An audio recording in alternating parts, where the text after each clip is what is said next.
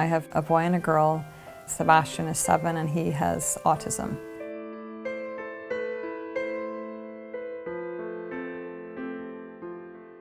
He is a very sweet kid who is very gentle and loving. Even though he can't talk, he'll often sing songs, so he'll sing the tune, which makes everyone happy. All the teachers and all the students in his school know him and love him. So I'd say his talent is making people happy, making people smile. He has a lot of challenges, and it's just so frustrating to not be able to connect with him in a way where you can just have a conversation. He's certainly learned a lot with his therapy in terms of being able to request basic things, but I've never been able to say, "How was your day?" and just have him answer that kind of question. You know, I sometimes dream of that at night. I'll lie in bed and I'll wake up and I've just had a dream where we had a conversation, and then I realize, oh, that's never actually happened. He'll often get sick, he'll have a fever, and he'll just lie in bed and for days won't make a sound, and he'll just lie there looking, scared. Each time this happens, my stress goes through the roof and I'm up all night worrying about him, and this is just horrible to not know as a parent really how to help him. His symptoms were quite severe. Like, he wouldn't look at people, he wouldn't respond to his name, he didn't point. Like, he pretty much had every box checked off.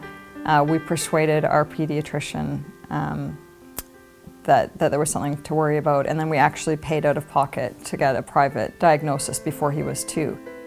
He got into the program just before he turned 5, and that's when the previous Liberal government announced they were going to cut off therapy. So we'd been waiting for those 3 years, paying out of pocket, going into more debt, just like many other families, hoping for this program, and then the second he was going to get it, we got cut off.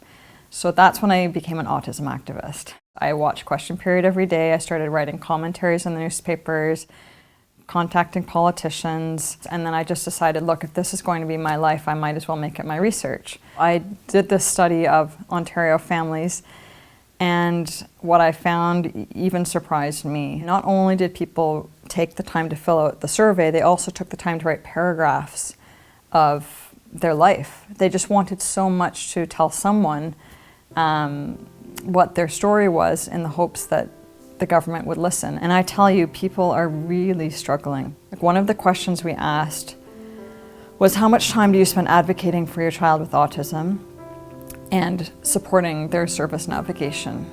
The answer came back at 24 hours on average a week. That's 3 full working days. So where are they getting that time? That was one of the other questions we asked. And not surprisingly, people were saying, I don't have time to exercise, I don't have time to socialize, I don't have time to sleep, because they have to spend all their waking hours fighting for the rights of their children just to be able to learn. All of this adds up to tremendous social, mental, and physical health consequences. We asked another question, which was, how much is your mental and emotional health impacted by managing the challenges of autism? And again, the vast majority said very or extremely impacted. And then we also looked at what are the things that help people's mental and emotional health. And what we found was that parents who had their children in the Ontario Autism Program reported better mental and emotional health. Once their child was able to get the care that they needed, the number of hours that they needed to help deal with difficulties and challenges, that's when the parents could finally take a breath. They could get back to their full-time work, they could get their sleep at night, they could exercise again, because their child was receiving the proper supports. Take my son, before he received therapy, he only ate 3 foods. One by one, he just gave up foods. And it was all, psychological. He was afraid of foods. So I was at my wit's end trying to get him to eat, and he was anemic and he was malnourished. And with the help of the therapy team, they introduced new foods one by one at a very small amount. They started with just a crumb, and then they moved to, a slightly smaller amount of pureed food and then a chunk. By the end of the program, which took about a year, he's basically able to eat anything. I can give him Swiss chard, lettuce, sweet potatoes, quinoa, anything. He eats it. And this was from a kid who ate 3 foods. And what's going to happen now is not only is my stress lower, but his health is better. You know, if he hadn't had that help, he'd probably be developing serious health issues and he'd be using resources in the healthcare system. And instead, he's eating a very healthy diet, and for the rest of his life, thanks to the year of therapy that he got, I know he'll be able to go out into the world and eat. If I'm gone, if I'm dead later on, he's in a group home and they feed him a banana, now he can eat that banana.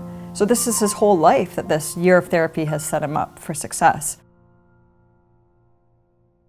One thing I found really interesting is that if it was a heterosexual household, it tended to be much more likely that the man was working weekends, evenings, extra shifts to pay for the therapy, and the woman was more likely to give up her career or work far fewer hours so that she could be home when the school called because they couldn't accommodate the child, so that she could be home to take the child to and from therapy appointments and just to manage the day-to-day issues that came up. And then of course when you had single parent homes, that's when it became really, really challenging. I heard from single parents who said, I haven't been able to hold down a job because the schools can't accommodate my child. And now they're on social assistance because the education and therapy systems are failing them. Here's another example where if you provided the proper supports for the child, it could allow the whole society and economy to thrive. How did you feel when you heard the announcement? Shocked, because the PC party had stood beside us 3 years ago and said, autism doesn't end at 5. They put forward a motion on their opposition day. I was there in the legislature when they did it, passionately arguing against the Liberals, saying, we must support these children. And then during the election, they promised to support this community, and people believed them. They voted them in, and then within a year, they completely reversed their decision and their position, and they just pulled the rug out of the autism community to just create the system where no one is ever going to have intensive therapy, and a one-size-fits-all where it doesn't matter if you're so severely affected that you are in diapers at the age of 10 and you can't talk and you can't eat. There's just going to give you a maximum of $5,000 and say good luck. And they're going to give that same amount of money to a child who's functioning just fine in the school. Maybe he's already had intensive therapy and he's been discharged. I just thought, who are the people advising this government? What possible explanation could they have to create this system? It doesn't make sense. It's mind-blowing, honestly. What is heartbreaking for me is my child had 3 years of great therapy. He's now eating, he's now toilet trained, he's now able to communicate. And if they said to me, that's it, that's all you've got, I would say, I'm sad that he's getting cut off, there's lots more things to work on, but he got that 3 years and what a difference it made. But no other child is going to get that 3 years of intensive therapy. I mean, it costs a lot of money, but it saves so much money in terms of the cost to the parents and to the society and the child's own future.